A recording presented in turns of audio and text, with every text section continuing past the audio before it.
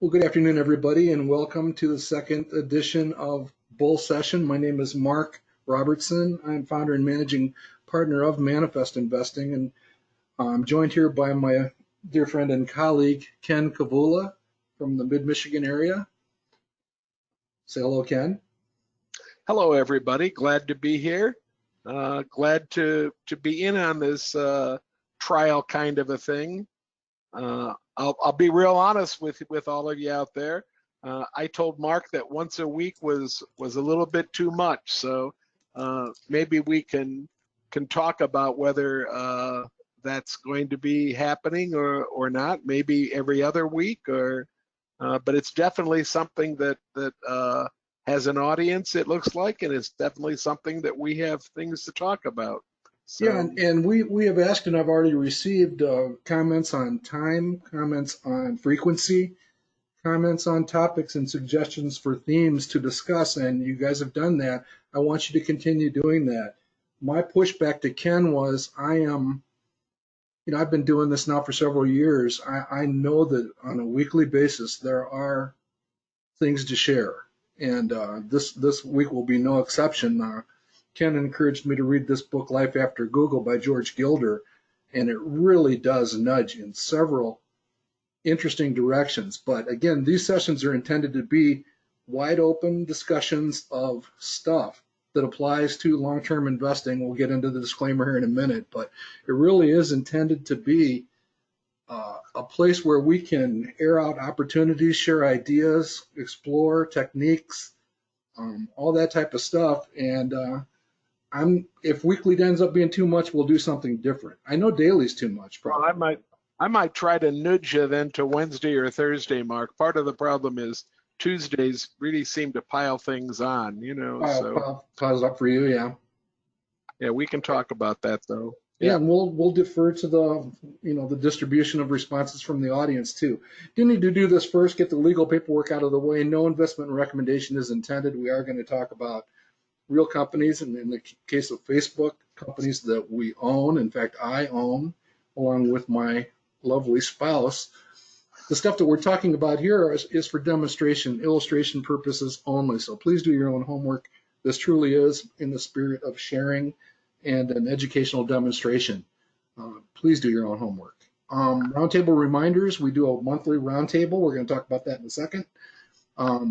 We're coming up on our 10-year anniversary. If you'd like to be added to that reminder list, or if you have a friend or family member who would, please send an email to nkavula1@comcast.net.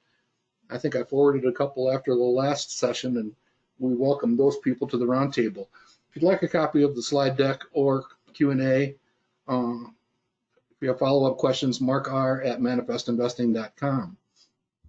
And Mark, you're going to post this on YouTube as well, somewhere on YouTube, yes, right? We are, because we had people that have day jobs that are concerned about us doing this during the day when they can't break away. So we do want to record it, so be mindful of that. We'll make those recordings and slide decks available in the Manifest forum. I do like the notion that this is kind of a Manifest audience. We are going to be talking a lot about Manifest tools and resources, especially as we strengthen some of them here shortly. And that's part of these conversations also. So just a quick reminder, again, we love the picture of the bulls, the calm bulls gathering in mass, obviously in some pretty good grass there at the top of the slide, and as opposed to the pictures of angry bulls and everything else that we see where the bulls are slightly agitated. We have a much different perspective on the long-term market. It's an invitation for people to join in. Ken is monitoring the back room. If you have audio equipment, you can check in by microphone, or you can enter text into the questions tab if you'd rather do it that way.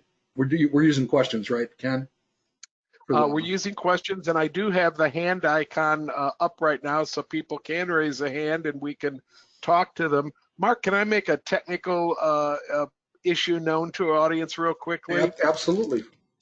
Okay, we've noticed with the revisions that have come to GoToMeeting that the getting on to GoToMeeting has become much easier, especially if you're using one of the email invitations that were sent out by Manifest for this event. But we've also noticed that it's very sensitive. And if you click once on the join the meeting and your computer doesn't respond, that's on your end. That's you might be having a little bit of a lag in your internet, or you might not have as robust an internet as some other folks do. But I would ask you to be patient for about 6 or 8 seconds. If you click again, what happens is you end up joining the meeting twice or even 3 times. At one of our sessions a week ago, we had somebody joining the session 6 times.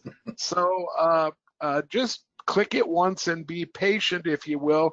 I'm noticing on our list today that we have at least 3 people that have joined twice. So that means they made a click and then they didn't have any patience and they clicked again right away and they got into the whole thing twice. It's not going to hurt anything, but at the same time, you are using up some of your internet resources just by being hooked in. And if you're using up resources that are a little bit on the a non-robust side to begin with, it might be causing you some sound problems later on. So just click once and be patient if you would. All right, thanks, Ken. All right, here's just one of our quick weekly looks at the stock market. No surprise to anybody. Things have gotten more turbulent in the last 2 years, starting with what we saw happen in the fourth quarter of 2018, that rather robust drop that we saw towards the end of 2018. December 2018 was kind of a special opportunity for many of us. So just keep that in mind. And then obviously with some of the gyrations that are going on with COVID and everything else, we are seeing continuing fluctuations in the market. We're in what seems to be a fairly sudden recovery. At least that's the work in progress right now. And you notice that the median projected return, that's literally the average projected return, median if you want to be a purist, of all the stocks covered by manifest investing over time. You can see the Great Recession peak in return forecast, and you can see what actually happened a few months ago with that blue bar spiking up to, at one point, almost 20%, but at the end of the quarter, mid to high teens. And we're kind of back where we were.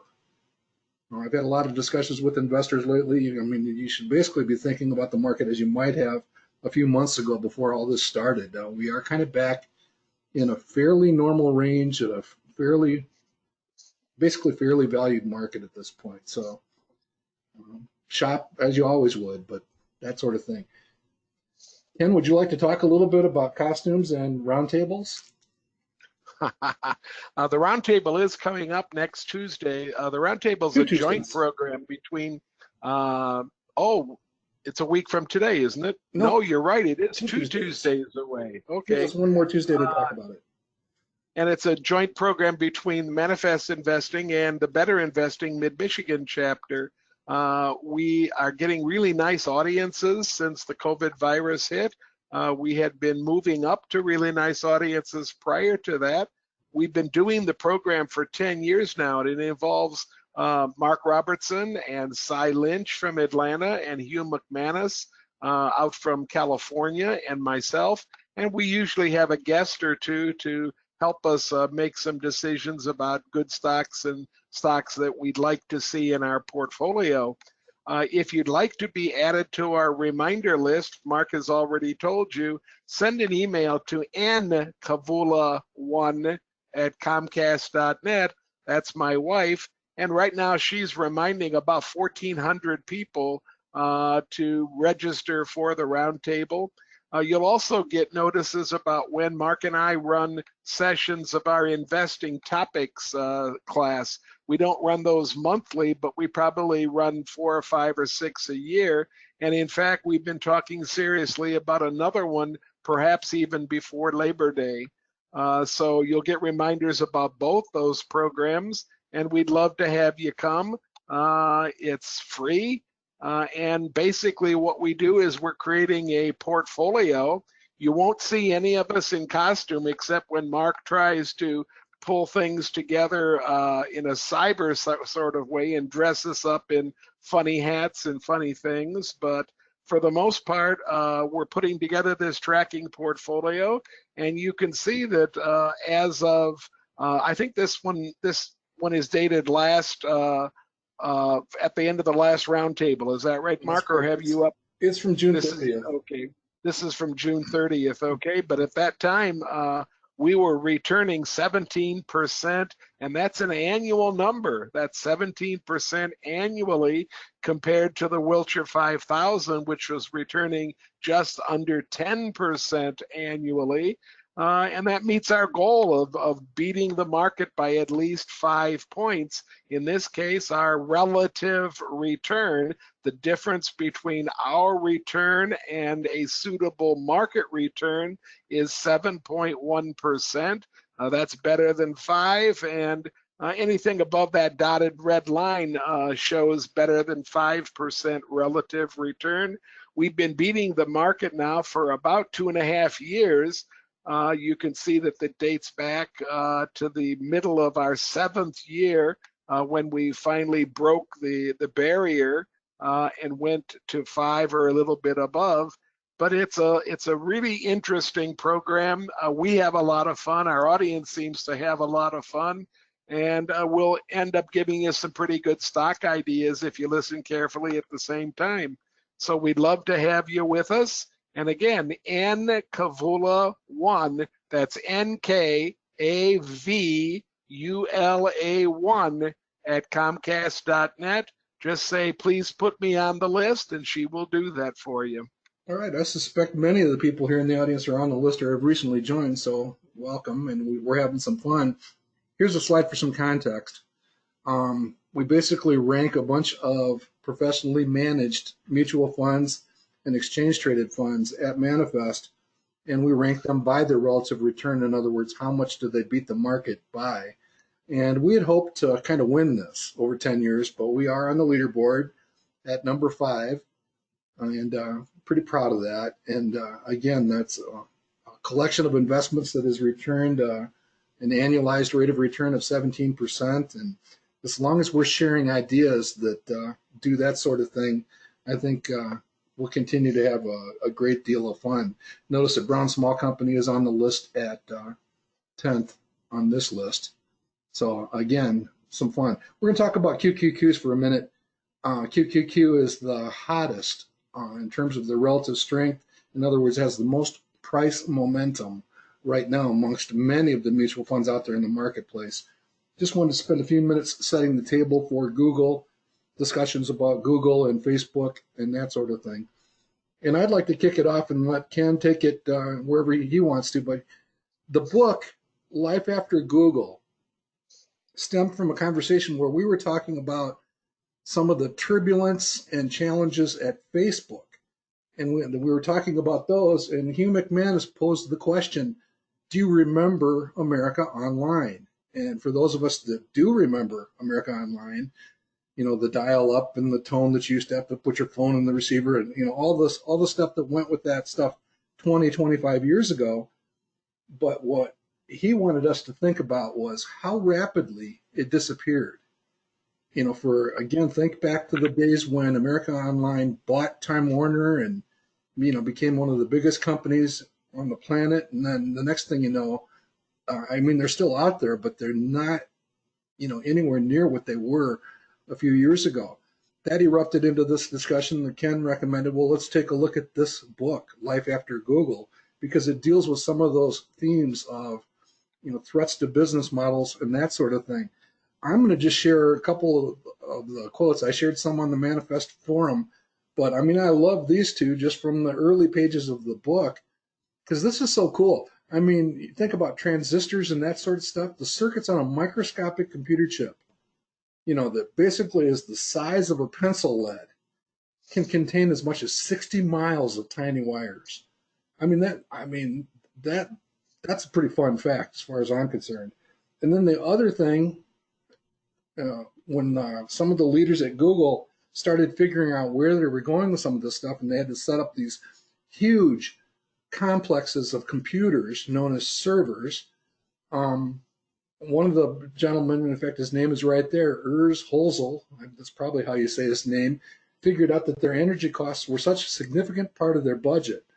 And they basically went out and found hydroelectric power, electrical power from the utilities in the Northwest, because the air conditioning to keep these machines cool is a massive expense to a company like Google and the other technology companies also. And going forward, in order to do some of the stuff that's going to need to be done, it just ratchets up. So again, electricity matters. And then this quote here from this senior VP at Google, that any electric utility in the country could basically give away personal computers and make a substantial profit just selling the power to run them. And isn't that, the cell phone model?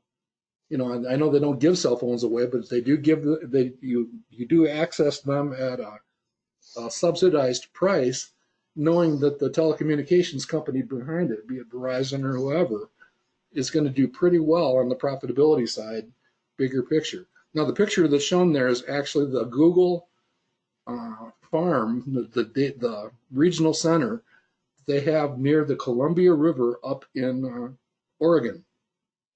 And they basically took over a retired aluminum smelting plant on the Columbia River. It's right next to one of the major hydroelectric dams up there.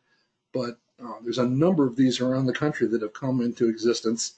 And it's just a fascinating area. Again, just this notion of giving away PCs and being able to make money long term off of them. It just points to some of the business model consequences that we want to talk about. And, I scratch my head and wonder why Warren Buffett's buying electric utilities. Could this be a part of it? I'm just asking the question out loud, scratching my head.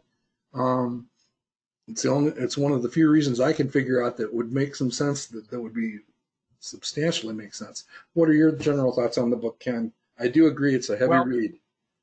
It's a really heavy read, and I read it with the idea of trying to find out what he meant on the cover when he said the fall of big data and the rise of the blockchain economy. I wanted to understand how blockchain fit into modern technology, and I wanted to understand if there were any limits on big data. To be honest, a lot of the things that he has in the book are extremely thought-provoking from the point of view that I've radically changed my thinking about a couple of things that I had kind of just assumed were true. I had kind of assumed that artificial intelligence meant that big computers would eventually think like the human brain. And Gilder does a really great job of debunking that concept, talking about how the most sophisticated computer in the world is the human brain, and it doesn't need all kinds of water to keep it cool. It cools itself fairly efficiently. It's running at what, 14 watts? It's running at a lot more power than you would a lot less power than you might expect. But the whole point of view with this book is challenging the status quo and talking about what makes up intelligence. What is intelligence? He makes some pretty radical statements in the book. He talks about the fact that a lot of our large corporations understand that their most serious problem, besides electricity for cooling their servers, is having to do with security. And he makes the statement, just puts right out there in black and white, that a lot of our largest firms have completely given up on making their product as secure as it possibly can be, and have focused instead on mining the data so that they can get ahead of whatever the issues happen to be with security. Again, it's a heavy read. You're going to have to stop at various times. You're going to have to access a little bit thumbnail biographies of some of the people he talks about that contributed to the whole idea. he starts with the premise that Google had to make its primary decision when it first began its business model, and that was how much was it going to charge for a search. And it turns out that charging nothing for that search has proven to be one of the most lucrative decisions that Google could have possibly made. And then he explains why. I just think it's a challenging book, and it puts out ideas that you don't have to agree with, but I certainly think it'll force you to analyze some of the thoughts that you've had about big data and about some of these companies that are controlling big data right now. And that's where the debate's going to be in the next 5 or 10 years. And if we're going to make money in the stock market, then we should be looking to place some of our money in places that right now might not be obvious. You know, the obvious play right now is to put money into the big five, and to put it into Microsoft, Google, put it into Facebook, and help me out with the rest of them, Mark. Well, we're actually going to look at the slide in a minute, which will hit them all. But I would agree. I think the book took me in many of the areas that Ken is talking about, but it also underscored some of these areas. You know, we just talked about America Online. He's basically describing an environment where Google could be challenged to continue to exist, which is kind of hard to imagine, but it's certainly feasible.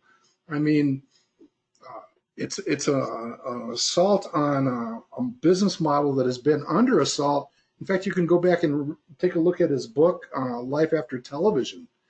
And in that book, he was talking about more than television. He was talking about the demise of newspapers and magazines and TV channels and all that kind of stuff based on the assault on the advertising-based business model. Right, journalism as we know it. Right. Yeah, I mean, it's all kind of coming unraveled, and that's something he talked about back in the early 1990s. So, I mean, that to me is pretty powerful. So he's basically describing this threat to Google, and I think it's something to be mindful in terms of, how do we think about that sort of thing going forward. And by the way, he does kid pretty substantially about, if you really wanted to talk about artificial intelligence, he wants to see somebody come up with AI that will completely block the ads on his cell phone and computers. So he does have some fun. He's using Google as an example too, Mark. It's by extension, it's any business model that relies on big data. Exactly. In much as he used television as the centerpiece placeholder in that book 30 years ago to talk about the threats to industry and a whole family of business models. So one of the things that I kind of took away from the book was the number of mentions of companies, from NVIDIA to, obviously Google, Facebook, Microsoft. They're all in there. All these companies that have been kind of at the forefront. And they do form this exchange-traded fund called QQQ, the NASDAQ 100. And this is our chronicle going back about approximately 4 years on monthly snapshots of the stock price by the green bars. The quality EKG is up there at the top in the blue line. And again, this is a collection of very high-quality companies. So that's been pretty much a pretty steady and reliable stream. But notice that the return forecasts have cycled up and down a bit. They reached a couple of peaks, back in here, pretty healthy back in here. And then also that peak at the end of 2018 that we were talking about just a few minutes ago. The opportunities to access these companies back then, and then as recently as 6 months ago, were actually fairly robust. That's not the case today. Many of these companies are up as much as 50 to 60% in the last 3 months. They've really run pretty fast, pretty hard, but this is a collection of companies, many of which are covered in the context of the business model challenges in the book. Here's a look at a quick dashboard of the companies, many of these covered explicitly in the book. And as Ken was saying, the top 5 companies that have impact on the market right now: Apple, Microsoft, Amazon, Facebook, and Google. And those 5 actually dominate this index and the S&P 500 and the Wilshire 5000 for that matter. But notice some of the other companies going down the list, the NVIDIAs, look at Netflix. How well have they done when I saw them as the next VCR rental disaster 10, 15 years ago. They've become anything but that. Your Cisco's, your PayPal's. What an area. I mean, I haven't gotten all the way through the book, but in terms of electronic payment and some of the blockchain thinking and Bitcoin, I'm sure that's all something that really does need to be thought through, and an area, no pun intended, mined for opportunity. But notice the companies on there. Those of you that are commenting right now on companies being able to chase the sun, or rather chase the cool around the world, and do their processing in places where it might be night there versus day here, and where you can pay less for electricity. Gilder addresses all this stuff, and he ties it to some of the rules that computer scientists have used for years, which tie the amount of processing that you can do on a chip with time. And the time for the processing amount to double seems to be getting shorter and shorter, but with that time comes an increase in heat. Gilder addresses all these ideas. I see some of you talking about changing to wind and solar power. Again, Gilder addresses all these. Read the book. You will find out that he feels, and a large body of science feels, that the people that are chasing the big data cooling concept are running into diminishing returns, no matter what other factor you play into the whole mess. You say, well, I'm going to do it all with wind power. Well, read what Gilder and his allies have to say about that. I'm not saying he's correct. I'm not saying his allies are correct, but it certainly will draw you up short and make you think about the fact that maybe wind power isn't nearly as powerful a solution for energy as we might have thought it was. Yeah, and he assails the notion of self-driving cars and stuff, but we'll save that. Again, looking at the QQQs, because we want to set up a closer look at Facebook here. But one of the things I did want to share with the audience is there's this notion of we've talked in fairly big detail since the Christmas timeframe about this notion of return on value, and specifically projected return on enterprise value.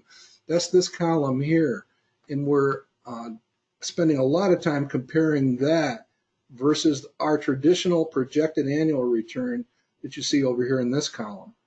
And it actually compares pretty favorably for the 2 columns. Obviously, we would always explore the differences. Anytime if I do a stock selection guide and that PROVE proved number is significantly less than my projected return in section 5, the biggest cause, it might be the only cause, but certainly the biggest cause, is the PE ratio. The PE ratio that is basically pumping up that projected return might be suspect and might be something you want to step back from.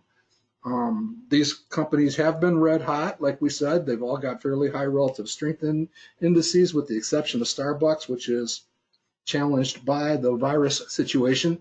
Notice that none of them are trading anywhere near their 52-week lows. In fact, some of them are trading near their 1-year target forecast.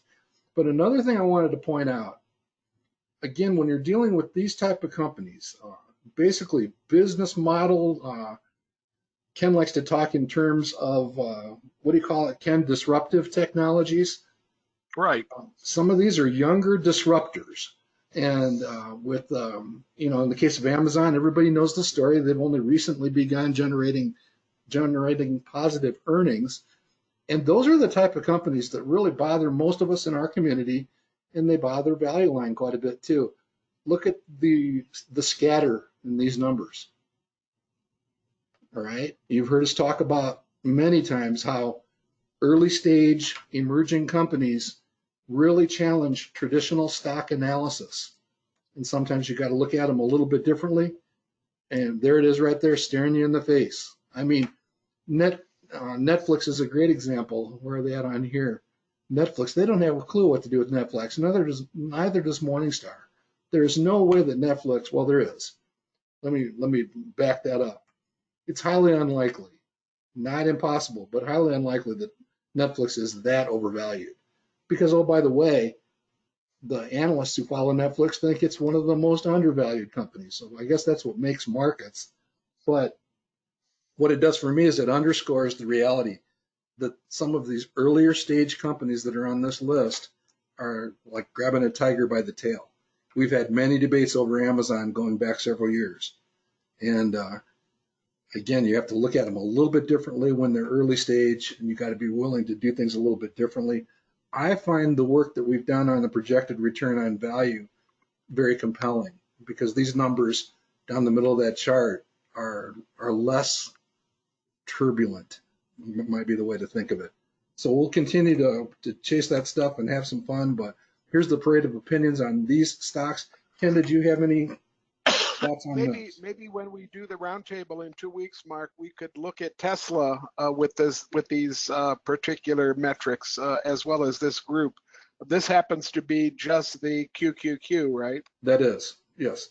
Yeah, so maybe we could add this other stock that just seems to be running away with itself right now. I'd love to see what the prove-it number is for Tesla. It's 2% today. So, and what's the par value for Tesla? The par value for Tesla, I don't know the answer to that. I can look. I'll add it to the show notes. But that is a conversation we'll have, because Tesla is an example of the company it seemed like you had to go on blind faith, but using the enterprise value approach, it gets a little bit better. Just for clarification, for those of you that are new to it, and let's just reinforce a bit, again, I think it's kind of fascinating that we're basically back to where we were 50 years ago. A stock selection guide that focuses on growth and pre-tax profit. And that's all that was graphed on the original stock selection guides, believe it or not. Earnings didn't even show up. And I just think it's an interesting, if nothing else, it's a second or third opinion, however you want to think about it, a means of justification or substantiation. Is that a word? Substantiation? I think so. Of your studies. And we're going to continue to look at this very closely. And the thing that I find fascinating about it, Ken and I did the presentations back around Christmas. I would encourage you to go back and take a look. The major finding that we shared last week was that we were seeing a lot of chaos and noise in the data. It was kind of giving me heartburn. It was making my 14-watt brain run at about 12 watts or something like that. When we substituted total liabilities per share in for long-term debt, it took all the noise out. We talked about that last week. It obliterates the noise and makes it all the more compelling to all of us. So, Ken, did you have any thoughts on that? Well, yeah, and what's amazing, Mark, is that total liabilities, if we would have made that substitution a year ago, it wouldn't have affected the data much at all, because the total liabilities, the auditors basically have been the ones to decide to include some things under total liabilities that previously might have been captured in much different ways in their accounting. So with the change in accounting rules, this total liabilities is capturing an awful lot of really great stuff, and it's bringing everything into focus. It's like turning the knob on a telescope, and suddenly you go from not seeing anything in the sky to seeing things as clearly as you possibly can. So you did like the distribution? I liked it very much. Yes. Okay. Yeah, it really is kind of cool. And then the other aspect that is so important right now, because I hate the word unprecedented, but we're getting pretty close to that when it comes to the topic of interest rates. Certainly, we've had periods of low inflation in the history of the country, but I don't think you can ever match one up where we've had persistent low interest rates for such a long time. And what the net result of that is for many companies, and they're not bad decisions, but there's decisions that we have to understand and comprehend, they're taking on more debt. In fact, many companies are taking on debt to retire equities. They're taking shares off the street with debt. And I think we want our stock studies to at least account for these, I'll call them tectonic changes in debt considerations. I have to confess, I'm a little concerned about the general topic of debt because we have a history as a country of getting a little bit out of control from time to time. So it's something that we can watch more carefully. Again, a company that is perhaps misbehaving or failing to practice moderation when it comes to its capital allocation structure, maybe we can spot some of them. Mark, it's just anecdotal at the moment. I haven't studied it and done any, kind of a spreadsheet on it or anything, but I do think that those particular practices tend to decrease as the quality moves up. And I notice that as the quality moves up, many of especially the larger companies, tend to carry more cash, and the cash is being used. Maybe the cash is being used unwisely, but at least they're not borrowing to do some of the maneuvers that they're attempting to do. That'd be a good one to look at. Capital malfeasance versus increase in quality. Good stuff. All right, so let's talk a little bit about Facebook. This is one of the things we had talked about a few weeks ago. The business model for Facebook is well known. It is the old advertising model that is under assault in the book by Gilder. Facebook is free, but we are the product, not the customer, because they basically watch what we do and make money off of what we do. Here's a quick look at Facebook. It is a company growing in the 16 to 18% range. I think that's where most of us would put the company, with net margins that are somewhere in that 30% range. I think that's consistent with what we see down here in the historical trend with respect to net margin. The PE ratio, I think, again, this is an area where companies like Value Line and Morningstar perhaps get a little bit frisky. I left their PE at 28. I'm not sure I can defend 28 looking at this picture on the right. And I think using this kind of balancing the two types of analysis off the other, I would be more tempted to reduce that 28 if I was giving a presentation to my investment club to draw that number down closer to this number. So again, knocking a couple of points off the PE will actually take it down to call it a projected return of approximately 10%. It's been on quite a run. The company has actually gained from 187 in May, on May 8th, all the way up to 245. I don't know how it's behaving today, but it's not really relevant. But I think we see the business model. It's been pretty good over the years. And one of the things we had talked about is, what has been going on with the company. Here's a look at the stock price chart over the last 6 months. While everything in the QQQ universe, with the exception of Starbucks and maybe a couple others, have been nothing but marching upward. And Facebook in the last few years has had these moments where they're basically at these speed bumps where they're tested a bit. Usually coincides with Mark Zuckerberg visiting Washington, D.C. And I think that's one of them right there. I mean, it was a moment where, again, and it goes to Gilder's, one of Gilder's, I would call, main tenets of the book about this concern about security. And Facebook has had a lot of concern about security and the use of private information and that sort of thing. But they've had these type of moments over the last, in this case, 6 months. You can certainly see the March swoon. Now that pretty much matches the fall in the stock market. Nothing terrible there, but again, there's that moment with relatively high volume. As you guys all know, we like longer term perspectives. Here's a 10-year look going all the way back to the IPO back in 2012. And you can see it's been a pretty good jaunt from after kind of a rough start for the first 18 months or so. Some of that is insider selling their restricted shares early on. Sorry about that. You probably caught that.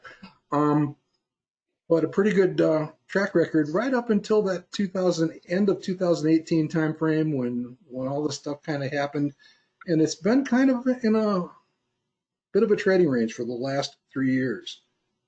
The question that we ask ourselves, and again, this is a stock that my wife has owned since day one. She bought 100 shares at the IPO against my advice. So you can start discounting my advice here. So her $38 shares are now worth 200 some dollars.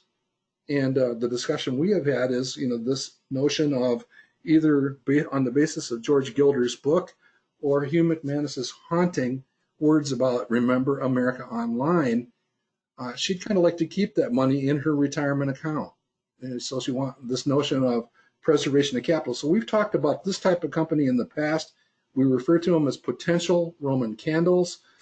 We've talked about trailing stop limit orders, and that's what we want to talk about here. We sat down and she says, I think I'd really like to have this company, but I certainly don't want it to go to zero or have this massive decline overnight. And it is possible with a company like this.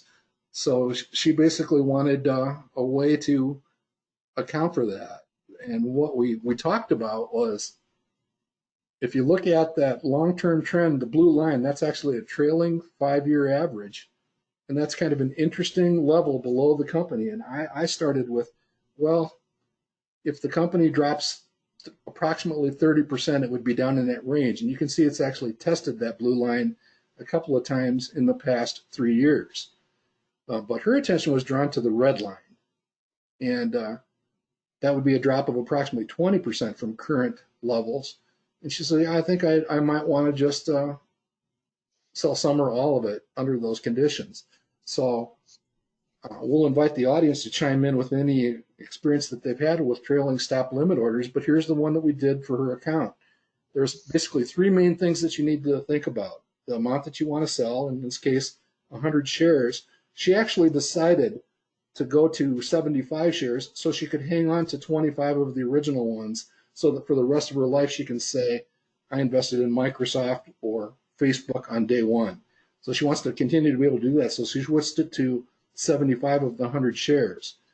You basically select a trailing stop. You've got the opportunity to select a dollar amount or a percentage amount. I started with 30, and she overruled me and said, I want to sell it if it drops as little as 20%. So she's basically in the position now selling it at 191 if it hits that price. So again, the trailing stop basically is going to continue to benefit from this if it continues going up. But the trailing stop will trigger a market sell order if it ever reaches that point. So let's say that, right now her sell is at 191. Let's say that Facebook next week goes to 300. Okay, under those conditions, a 20% drop from 300 would mean that her new limit order would be at $240. And it's going to stay at 240 as long as it keeps going up. So again, think Roman candle. You're trying to prevent the nasty end for a Roman candle. That's what you're trying to do. And that's what we've got set up for her now.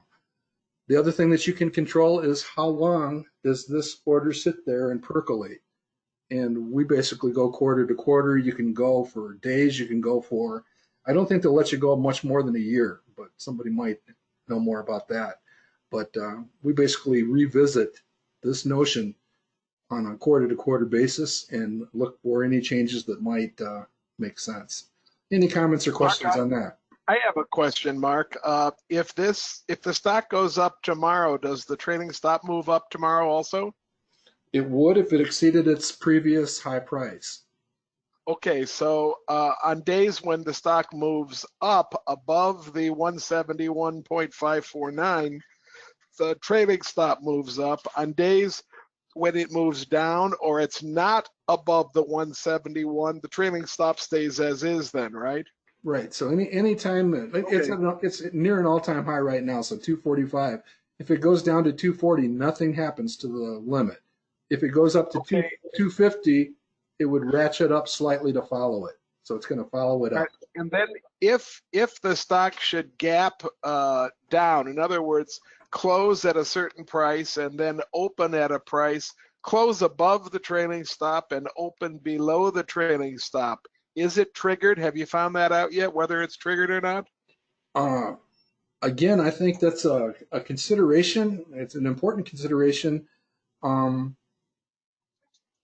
the answer to the question really revolves around the liquidity of the stock. This is a very, very actively traded stock, so it's going to be less likely to have that type of gap. You can see a few of them on this chart. I mean, you can see some gaps. There's one here, and then there's another one over here. So that the condition that Ken is talking about does happen a little bit less frequently in a company like Facebook.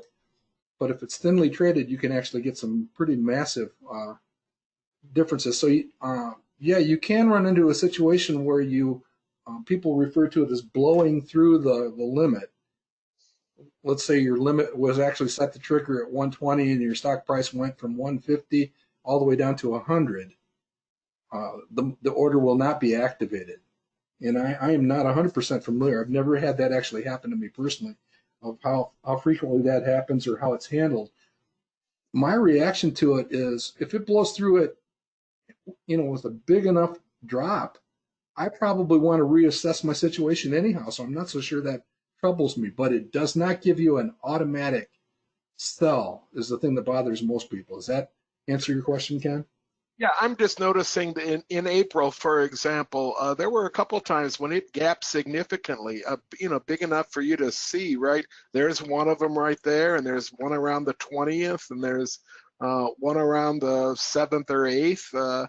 So I don't normally think of these types of stocks as gapping up and down like this, but I guess when the price is high, when it's over $200, $300, $400, $500 a share, I guess that a big gap isn't that much of a percentage. And I'm just wondering if, as you deal with more of these high price stocks using a trailing stop, I think I would want to know about that gap thing in detail before I moved into it. Yeah, and I've done a few over a career of investing, but not very many. Obviously, you don't do it with any stock, but this is to what we consider this to be a special situation where we are attempting to preserve our capital gains. I mean, our Okay. capital gains are right there. You can see them, and that's what we're attempting to do. So anybody that has any comments on that, we would invite you to post them in the forum. If you have any thoughts to share on it, please bring them forth here. I did want to take one last moment before we open up for any Q&A. People have asked about some historical context on that projected return on value. This is a cursory look at it that I'm going to be going into much more detail on many more companies. But what you can actually pull away from this chart is a look at the projected return, from our data array. And that's going to match up pretty closely with the chart up here at the top. Notice the peaks. The peaks actually line up with peaks in the projected returns down at the bottom of the page. But here, this gives you some feel for how that projected return on value of the enterprise value has changed over the years. And you can see that over the years, it's actually been fairly steady in the 9 to 11% range. We had that excursion at the end of 2018, and we're actually back down to what would be a relatively low, but not significantly low value on the chart today. So again, that's something that we'll be looking at in greater detail on more companies, just to get a feel for that context. But I think it's a good starting point to show Mark, how that behaves. I'm gonna condense 4 or 5 questions here and just verify for the audience. The reason for selling Facebook on a trailing stop loss then would be to preserve capital. It would not be because the Facebook fundamentals are necessarily declining. Is that right? That's correct. I mean, if you go back and look at the Chronicle, I think I had a Chronicle in here, didn't I? Not for Facebook. Oh, there it is. I mean, there's your. You can see there's some turbulence with respect to quality on the right-hand side, but nothing traumatic. So it's not related to a decline in fundamentals. It's more related to, again, those trips to Washington, D.C. and some of the notions in Gilder's book about the possible role of security, of, the breach of security or whatever. And I got to tell you, I have a fairly large number of friends who are taking Facebook vacations for the rest of the year. I mean, I can also point to many, many millennials who have walked away from Facebook. So, I mean, it's not, I don't think it's a business model that's immune from threat, what business model is. But again, it's just a matter of trying to retain the momentum if at all possible, but also protect those capital gains. And you can point to one of your friends that never took the journey in the first place. Okay. Stubborn old dinosaur. All right, so that's what we had. We can open it up for a few more questions. Just one more reminder: 2 weeks from today, we'll have some fun. Investing Roundtable, 8:30. It's free. And with that, Mark, you're getting a little pushback from a couple of the people in the audience that, and some of them are using words like never, and boy, you can get in problems when you use the word never. But Kim's saying that doesn't make sense to her. She would not sell a stock just to preserve capital gains. I'm going to talk about the story about visiting an investment club, Kim, that was operating in 1999 and owned Cisco, over $100 with a PE in the high double-digit 80s or 90s, and they were sitting on it because it only had one way to go, and that was up. And I visited that club 3 months later, and they had ridden that stock all the way down to a very reasonable PE and a stock price somewhere in the high single digits or low teens. I think you can make the mistake of figuring that a stock will never go down if it's been a darling on the way up. And if you don't decide to preserve capital sometimes, then you can run into some real problems. Mark, can you build on that? Yeah, I would agree. I understand where she's coming from, but at the same time, we kind of follow the notion of, if you believe in that there are buying opportunities, and I think everybody here does, you have to also believe that there are selling opportunities. They're not as easy to recognize sometimes, but in the case of Cisco, as Ken was talking about, going back, that goes back 20 years now, right? Yes, it does. I mean, yeah, a lot of us bought it in the low single digits, wrote it up to 85, and then I know a number of people wrote it all the way back down.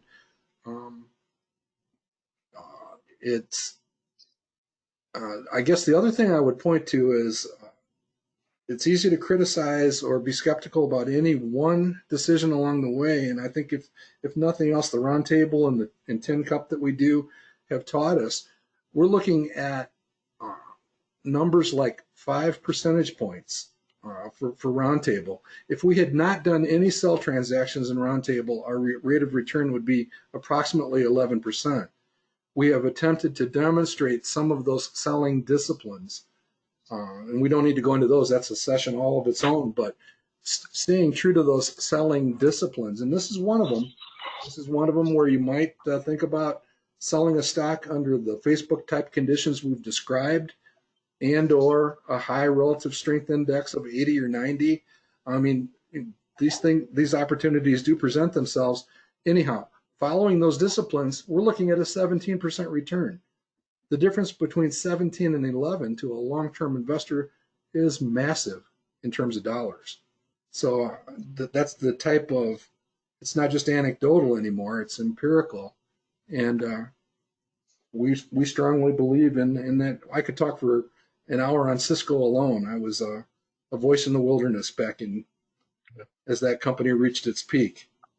Mark, a couple of interesting points. Jason says, have you ever investigated whether such a thing as a trailing stop alert exists from a broker? With the invention of the handy-dandy cell phone, maybe a trailing stop alert would be something that would be extremely useful to alert you to the fact that the thing's been bridged, but it wouldn't sell until you actually took action. Interesting concept. Maybe we can do something either at Manifest. I did ask a friend that same question with some experience, and he actually keeps a portfolio with no value in it, and does precisely that. I need to understand better. In other words, it's a mock portfolio, and he'll put in a limit order with no shares being involved, and he's actually done that. I think we can find something more nuanced than that. But yeah, it's a valid consideration. Okay, and then we'll end the question box, Mark, with a question from Dwight. He wants to know, does he need a celebratory drink for the 10-year celebration in 2 weeks? Oh, we encourage pajamas are optional too. We encourage beverages of your choice. Just I will tell you, Dwight, that when a roundtable runs long after an hour and 15 minutes, my wife walks over with a martini and sets it down. So, I would encourage you. And Dwight goes, woohoo! Okay. that sounds like a tradition we might have to reinforce, Ken. Maybe we can Right. we can have everybody armed and dangerous with martinis of their own choosing. Okay. So we're pretty well finished. Mark Len is making some points that Fidelity has a number of different bracket orders, which pairs a stop loss with a sell limit on the high side. He says those are very interesting as well. So as you're looking, you might want to consider some of those types of things as well. That might be something we can dig into. And I would make one last editorial comment. I don't know, is Marty Eckerly on the call? I didn't see Marty, but I will look to see if he maybe jumped in after I scanned the list. No, I don't see Marty on the call today, Mark. I know he was thinking about coming, and I'm using his name in vain, but I think he'll give me permission. We actually touched on this subject about 10 years ago with respect to Apple. And Apple's the type of company that you can probably come pretty close to using that never word, although I would discourage using the word never when it comes to investing. Never use never. I think that doesn't work. Anyhow, Marty Eckerly, we had talked about trailing stop limit orders on Apple. He specifically did that.